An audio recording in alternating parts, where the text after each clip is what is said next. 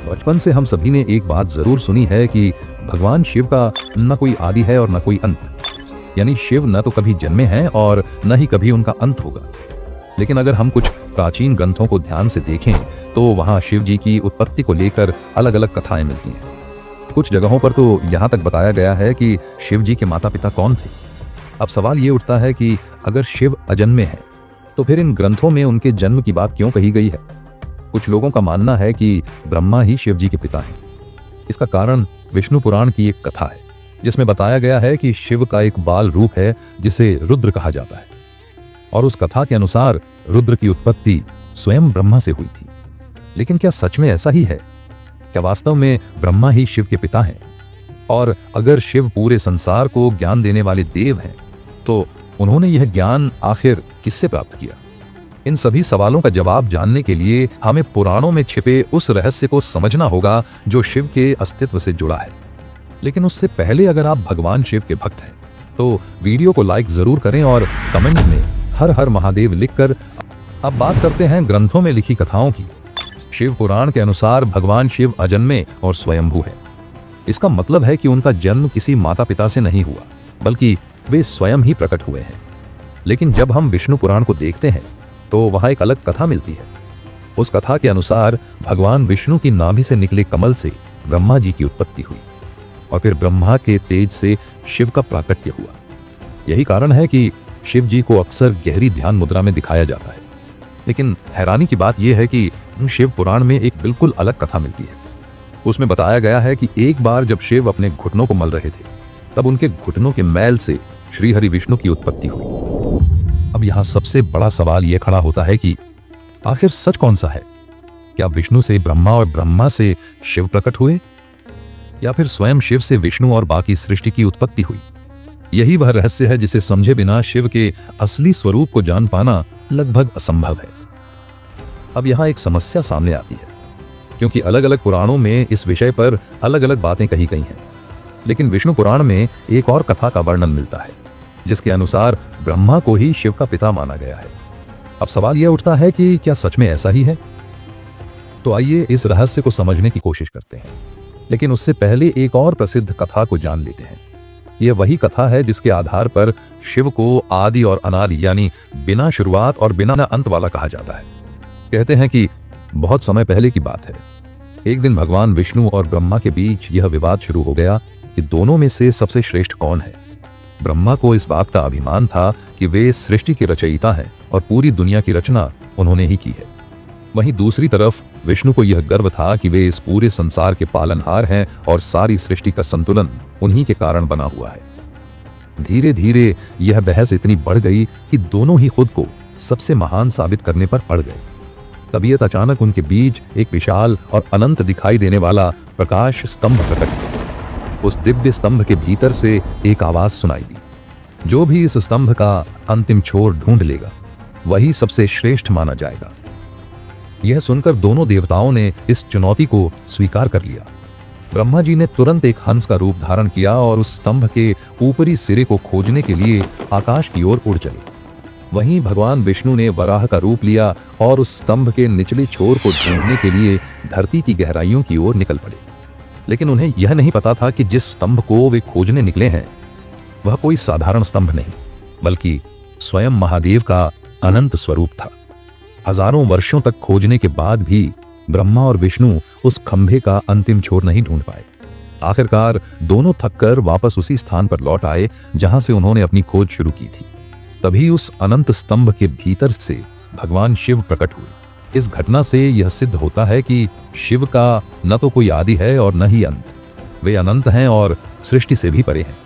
लेकिन इसी कथा में एक और रोचक बात बताई जाती है। जब ब्रह्मा और विष्णु वापस लौटे तो शिव ने दोनों से पूछा कि क्या तुम में से किसी को उस खंभे का अंत मिला? भगवान विष्णु ने विनम्रता से स्वीकार किया कि वे उसका अंत नहीं खोज सके। लेकिन ब्रह्मा जी ने यह झूठ कह दिया कि उन्होंने उस स्तंभ का ऊपरी छोर ढूंढ लिया है। यह सुनते ही शिव जी क्रोधित हो गए। उन्होंने ब्रह्मा को श्राप दिया कि आज के बाद पृथ्वी लोक पर उनकी पूजा नहीं होगी। इसी कारण आज भी ब्रह्मा के बहुत कम मंदिर मिलते हैं और उनकी पूजा भी बहुत कम की जाती है। वैसे इसके पीछे एक और कथा भी बताई जाती है जो ब्रह्मा और उनकी पुत्री से जुड़ी हुई है। लेकिन उस विषय पर हम किसी और वीडियो में विस्तार से बात करेंगे। फिलहाल यह समझने की कोशिश करते हैं कि आखिर क्यों कुछ कथाओं में शिव को ब्रह्मा का पुत्र बताया गया है। अब विष्णु पुराण की एक कथा इस रहस्य को थोड़ा अलग तरीके से समझाती है। उसके अनुसार सृष्टि के प्रारंभिक समय में पूरा ब्रह्मांड जल में डूबा हुआ था। उस समय न कोई देवता था, न दानव और न ही कोई जीव जंतु। केवल श्री हरि विष्णु ही क्षीर सागर में शेषनाग की शैया पर विश्राम कर रहे थे। तभी उनकी नाभि से एक कमल प्रकट हुआ और उसी कमल से ब्रह्मा जी का जन्म हुआ। इसके बाद ब्रह्मा और विष्णु इस सृष्टि की रचना के बारे में विचार करने लगे। तभी अचानक वहां भगवान शिव प्रकट हुए। लेकिन जब शिव वहां आए तो ब्रह्मा ने उन्हें पहचानने से इनकार कर दिया। यह देखकर शिव नाराज हो गए और वहां से चले गए। तब विष्णु ने ब्रह्मा को दिव्य दृष्टि प्रदान की, जिससे उन्हें देखते ही अपनी भूल का एहसास हुआ।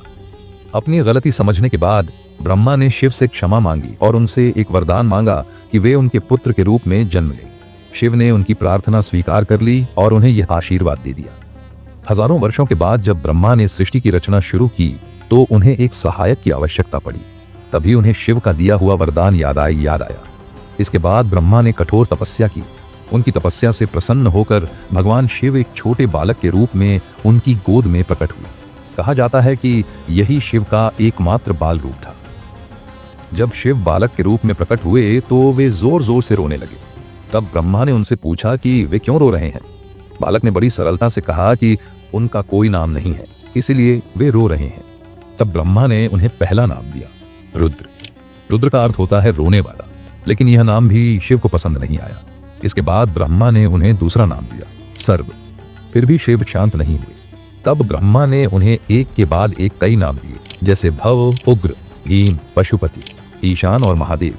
इसी तरह ब्रह्मा ने शिव को अनेक नाम दिए और माना जाता है कि कुल मिलाकर उन्होंने शिव को 108 नाम प्रदान किए। लेकिन दोस्तों, अभी तक हमने शिव के जन्म की असली सच्चाई को पूरी तरह नहीं समझा। तो अब सवाल उठता है कि वास्तव में शिव के माता पिता कौन हैं? अगर आपको यह जानकारी रोचक लग रही है तो इस वीडियो को अपने दोस्तों और अन्य शिव भक्तों के साथ जरूर साझा करें और कमेंट में लिखें, हर हर महादेव। अब आगे की कथा हमें श्रीमद् देवी भागवत पुराण में मिलती है। इस पुराण में न केवल शिव के माता पिता का उल्लेख किया गया है, बल्कि त्रिदेव यानी ब्रह्मा, विष्णु और शिव की उत्पत्ति का भी वर्णन मिलता है। दरअसल जब हम शिव कहते हैं तो उसका अर्थ होता है निराकार परम तत्व। जब हम सदाशिव कहते हैं तो वह परम चेतना या महान आत्मा का रूप होता है। और जब हम शंकर या महेश कहते हैं तो उसका अर्थ होता है पार्वती के पति महादेव। लेकिन अधिकतर लोग इन तीनों रूपों के अंतर को समझ नहीं पाते और उन्हें एक ही मान लेते हैं।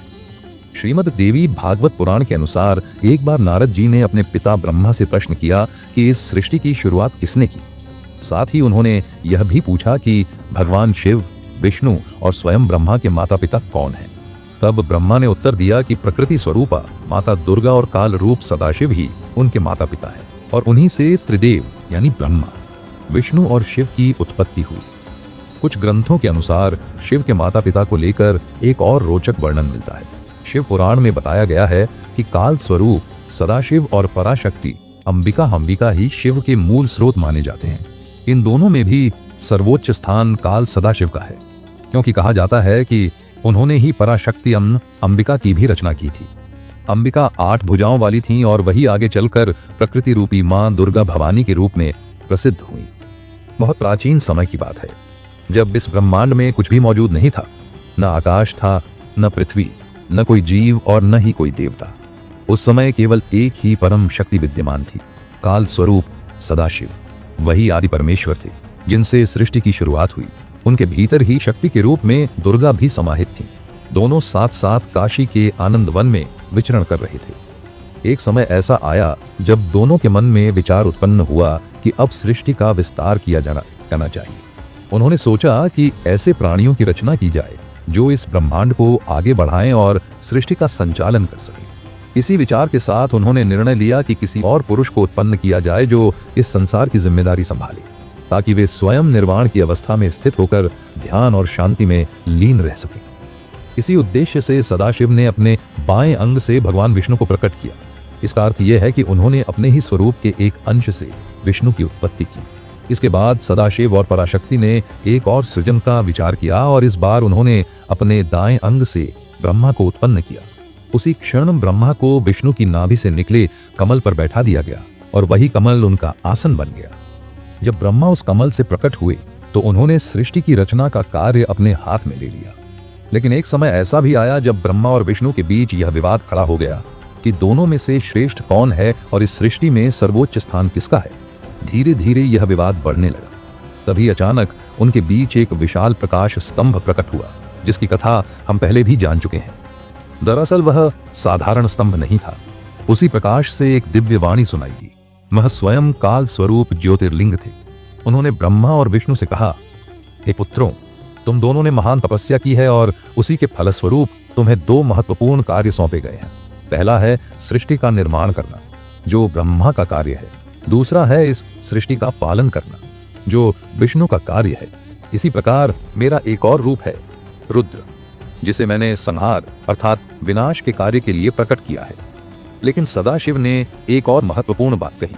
उन्होंने कहा कि एक कार्य ऐसा है जिसे कोई भी देवता नहीं कर सकता, और वह है कृपा करना। यह शक्ति केवल सदाशिव के पास ही है। इसके बाद उन्होंने बताया कि रुद्र उनके ही समान है। उनका रूप, उनका वेश, उनके अस्त्र शस्त्र और उनका वाहन, सब कुछ सदाशिव के समान है। इस प्रकार यह कथा स्पष्ट करती है कि इस पूरे ब्रह्मांड की मूल उत्पत्ति सदाशिव और शक्ति रूपी दुर्गा से हुई है। ब्रह्मा, विष्णु, रुद्र और महेश सभी उनके ही अंश हैं और सृष्टि को संतुलित रखने के लिए उन्होंने अलग अलग जिम्मेदारियां संभाली हैं। लेकिन शिव की कथा यहीं समाप्त नहीं होती। एक और रोचक प्रसंग भी बताया जाता है। एक बार कुछ साधु संतों ने भगवान शिव से उनके जन्म के विषय में प्रश्न किया। तब शिव ने जो उत्तर दिया वह सुनकर सभी आश्चर्य में पड़ गए। एक अन्य पुराण के अनुसार एक बार ऋषि मुनियों के मन में जिज्ञासा उत्पन्न हुई कि आखिर भगवान शंकर के पिता कौन है, क्या आदि है।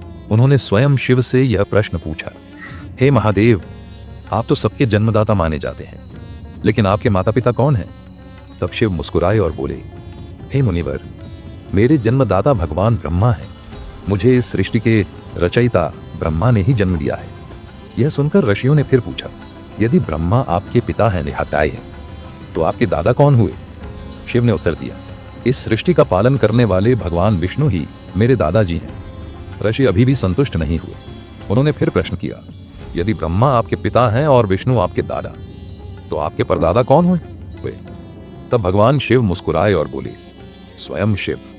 यह उत्तर सुनकर ऋषि मुनि समझ गए कि यह सब भगवान की लीला है। वास्तव में शिव ही सबके मूल हैं और उनसे बढ़कर कोई नहीं। इस पूरी कथा का सार यही है कि भगवान शिव को आदि और अनादि कहा जाता है। वे ही शुरुआत हैं और वही अंत भी हैं। सृष्टि के जन्म से पहले भी शिव थे और जब इस ब्रह्मांड का विनाश होगा तब भी वही रहेंगे। शिव वह शक्ति हैं जो समय से भी परे हैं। वे श्मशान में रहने वाले हैं, जिन्हें मृत्यु का भय नहीं और जो मोह माया से भी पूरी तरह मुक्त हैं। धन्यवाद।